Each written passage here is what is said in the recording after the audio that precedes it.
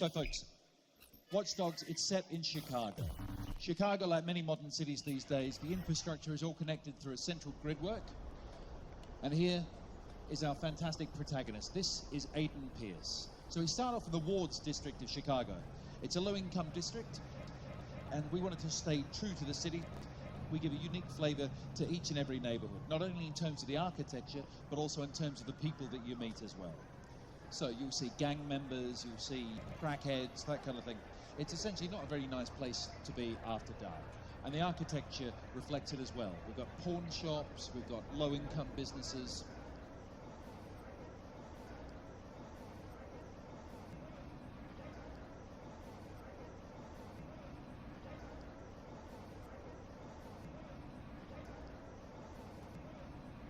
So, like I was saying before, Chicago has this central operating system called CTOS.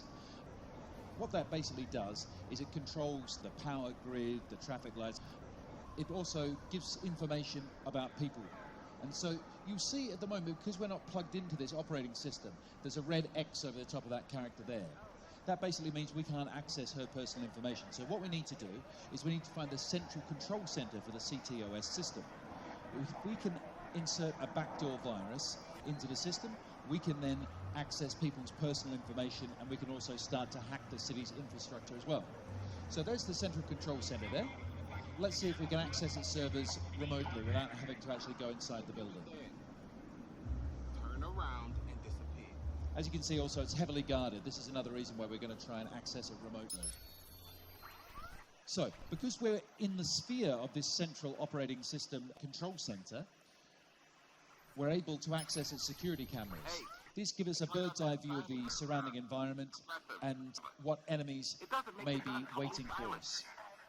It also means we can access the smartphones of the employees. This guy, for example, has the server codes on his phone, so we just hack those, and now we need to find a way to try and get into the building. The server is unfortunately contained in a locked room, so we're going to actually need to invade the actual building and its surrounds. So you see Aiden, he's in a crouch style there. That represents that he's in a stealth mode, in a stealth gameplay style. What? Hey.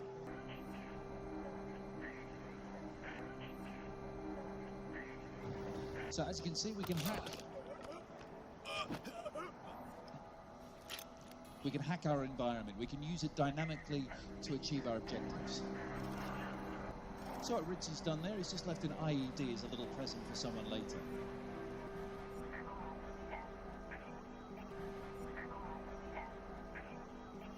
So it's up to you as to how you use your environment. Here we're going to hack this scissor lift to access the roof to give us a better field of vision. Gives us a bit of dynamic cover. So again, back into the CCTV, helping change our point of view. I'm fucking tired. We hack that forklift, that distracts this guard here, lures him toward the IED we'd prepared earlier.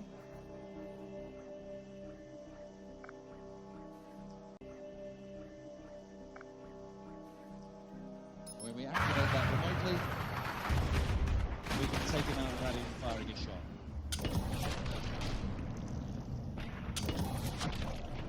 So what Rich has done there, he's used focus mode. What this does, slows time down to take advantage of Aiden's fantastic reflexes. It gives you the ability to undertake very complex shooting, driving, hacking things in a much slower time.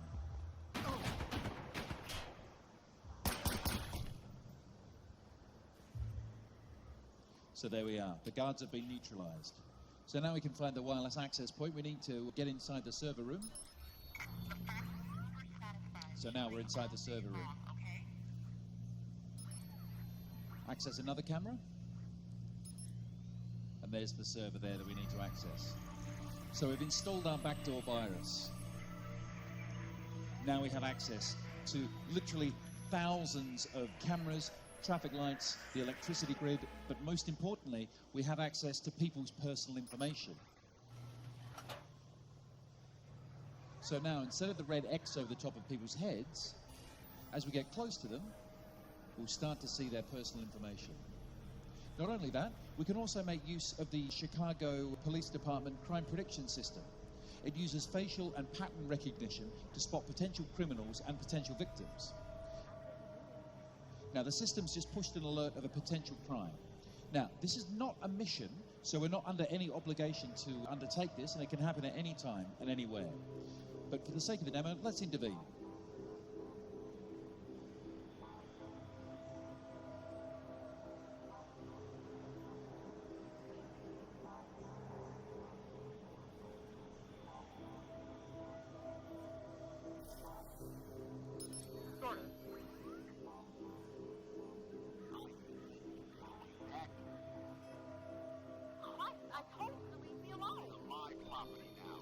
Right, so a crime is taking place.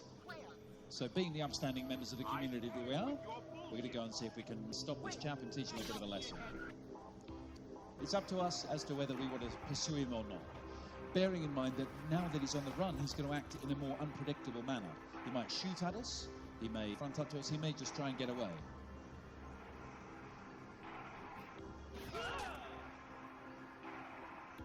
So it's just jumping in a car there. We'll jump in a car as well and see if we can't follow him. There's many, many different cars in Watch Dogs, each with their own unique handling skills and idiosyncrasies.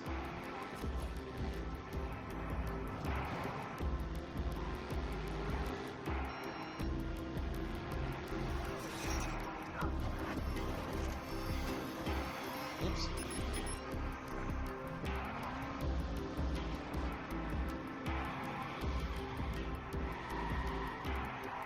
Right, so what you maybe didn't quite catch there is we activated a security barrier to try and stop him in his tracks.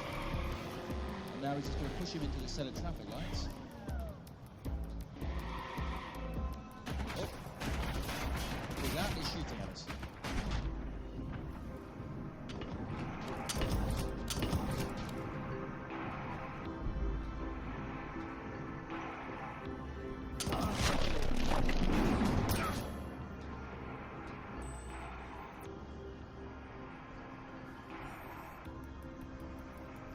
Great. So because we foiled that crime and we saved that lady, we get a reputation bonus.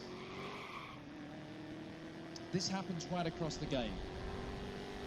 It's representative of how the city sees us. If we act in an antisocial manner, we'll see our reputation go down. But if we act in a kind of more vigilante style for the common good, such as foiling crimes like that, and normally attempting to take them down in a non-lethal manner, then we'll see our reputation increase. But we'll also, in a little while, we'll see how, for example, the media is affected by this reputation. So we're just heading into another area of Chicago now. Just giving him a little nudge as we drive past. We're going to jump out, we're going to go and buy some guns.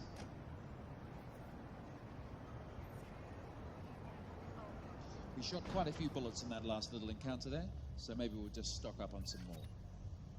You can see the usual array of tools available to us. We've got shotguns, submachine guns, assault rifles, sniper rifles, grenade launchers. But we just need some bullets today.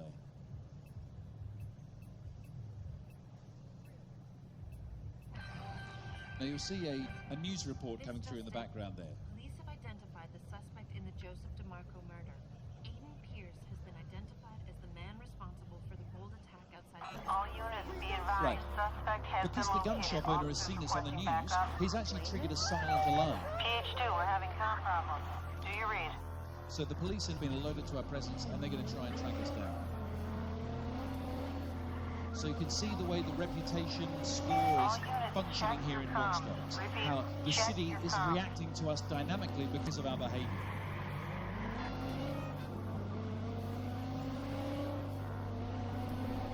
This is squad to 961 David. Come in 961 David. Repeat.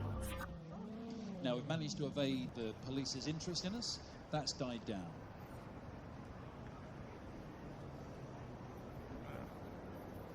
So we'll go for a bit of an explore.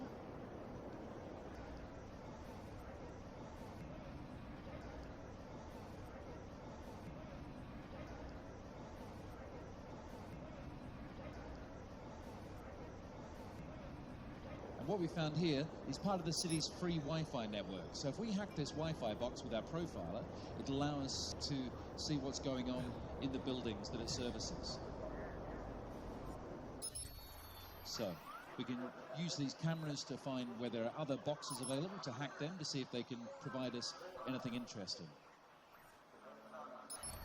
So we'll go to another camera. There's another box, so we'll just see if that provides us anything interesting.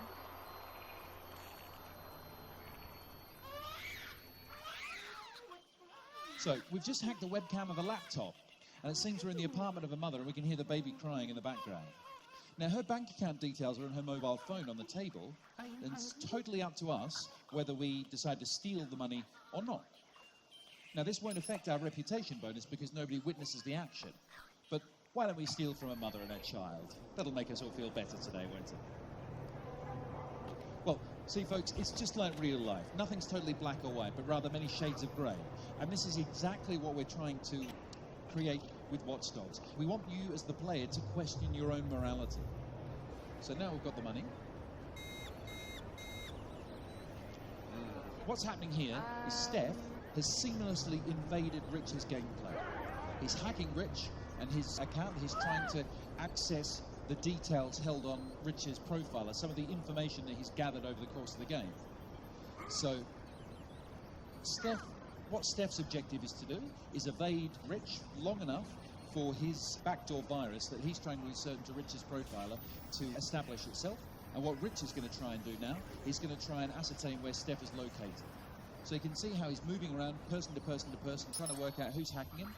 To get a better view, he's accessed the CCTV in the plaza. He's moving around, and he's got him. So Steph's now going to make a bid for freedom, and Rich is going to try and track him down and see if he can teach him a lesson. So if you think about it, folks, they're not existing in two separate games. They're actually existing in one great big city in a cooperative manner. Well, maybe not that cooperative, actually, at all, because they're actually out to some serious harm. Any of you guys at the front, if you want to come up, you can actually see Steph's screen here, so you can see how the two screens are working. Anybody want to come up? Right? You can just come around here, and you can see. So, Steph's infiltration has been foiled. He's been stopped, and Rich has managed to stop him hacking any details from his account. But that's not enough for Rich. Rich he bears a grudge, shall we say. So he's going to go and see if he can find Steph, infiltrate Steph's game, and hack him back to teach him a lesson. So we're waiting till we get a bead on him. We've got a location on him.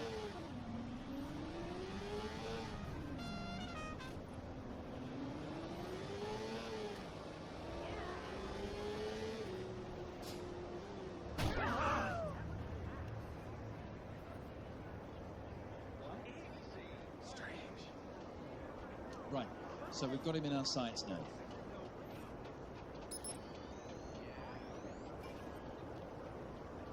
So we've found a bit of cover, and we're going to try and insert a backdoor virus onto Steph's profiler now. So you can see here, he's had the message through telling him that he's been hacked, so it's all happening in reverse now. Steph's going to try and find Rich and see if he can find him to stop himself being hacked.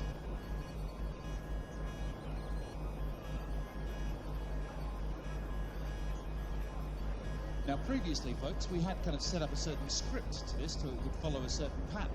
But as the guys have become more comfortable with things, they've become a bit more creative. And so they're laying each other little fun things like popping bombs under cars and trying to run each other down with fire trucks and so on. And dare I say, it becomes less about the hacking and more about just kind of more about the killing. Oh, a civilian ran Steph over.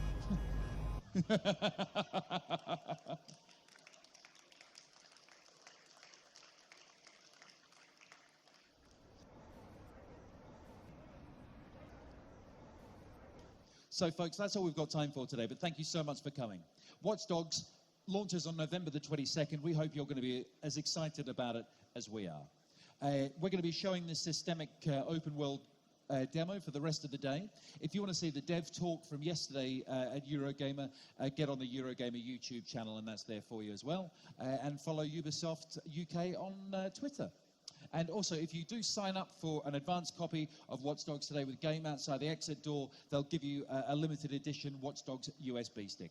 Thank you so much for your time, and enjoy the rest of Eurogamer.